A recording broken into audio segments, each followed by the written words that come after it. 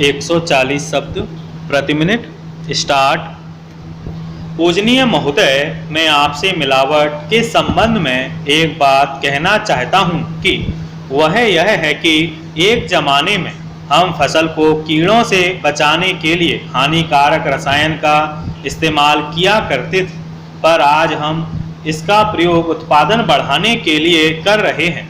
एक तरफ उत्पादन अधिक हो रहा है, उत्पन्न उत्पाद से मुनाफे में बढ़ोतरी हो रही है, वहीं दूसरी तरफ उत्पादित हो रही वस्तुओं की गुणवत्ता में कमी होती जा रही है और यहीं से मिलावट का सिलसिला शुरू हो जाता है। पुराने ज़माने में हमारे देश के अंदर दूध की नदियां बहा करती थी। दूध में पानी मिलाने की बात अब काफ़ी पुरानी हो चुकी है। आज दुकानदार मौसमी फलों को हरा, लाल, पीला रखने के लिए रंग का इस्तेमाल कर रहे हैं। शुद्ध पानी में मिलावट शुरू हो गई है।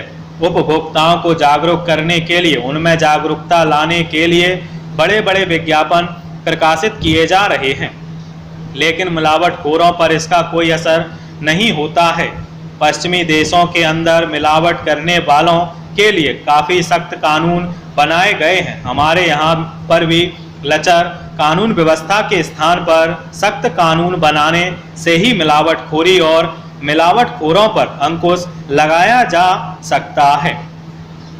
देश में अपना पैर पसार चुकी 7 घातक बीमारियों की पहचान की जा चुकी है। हमारा लक्ष्य साल 2020 तक भारत को पोलियो, खसरा जैसी बीमारियों से मुक्त कराने के लिए टीकाकरण मुहिम चलाने का अभियान प्रारंभ हो चुका है। बताया जाता है कि मिशन इंद्रधनुष के तहत पहले चरण में करीब 200 जिला अस्पतालों में यह काम किया जाएगा, फिर पूरे देश में किया जाएगा। यहाँ मैं साफ कर देना चाहूँगा कि आज हमारे देश में ऐसे अभियानों की आवश्यकता है।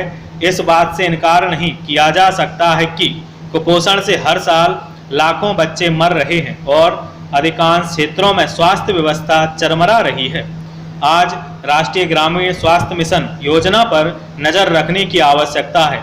आज प्राथमिक स्वास्थ्य केंद्रों में आवश्यक दवाओं का अभाव है, जांच सुविधाओं का अभाव है, वहां समय पर बेहतर इलाज न हो पाने से हमारी निर्भरता निजी अस्पतालों पर बढ़ती जा रही है।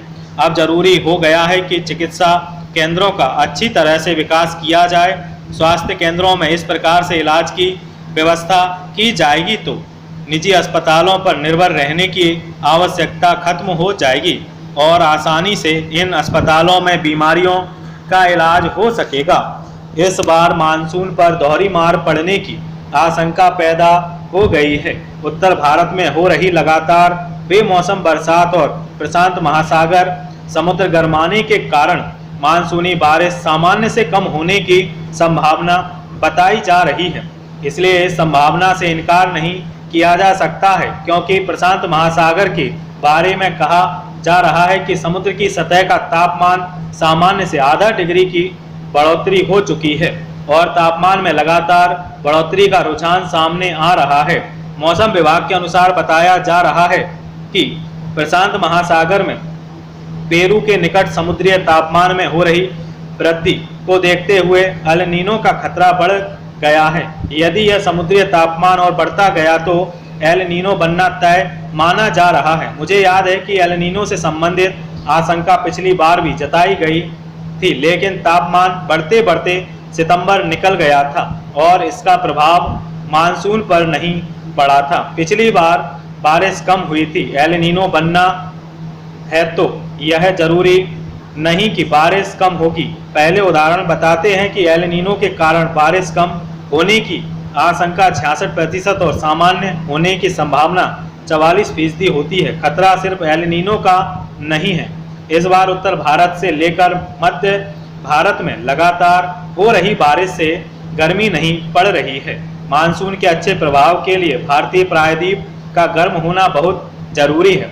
मार्च अप्रैल में अधिक बारिश से तापमान में कमी होने से मानसून के प्रभावित होने की आशंका करीब 42% है। खासकर उत्तरी और मध्य राज्यों पर इसका प्रभाव पड़ सकता है। बदलते मौसम ने इस बार अपना असर दिखा दिया है। एक ओर बाढ़ तो दूसरी ओर बेमौसम बारिश तो तीसरी ओर ओलावृष्टि से फसलों को काफ़ी नुकसान पहुंचा है। इस कारण से किसानों का मनोबल बुरी तरह से टूट चुका है। गेहूं, दाल, चना, सरसों आदि फसलें किसानों को सही पैदावार नहीं दे पाई हैं। इसकी भरपाई कर पाना मुश्किल है।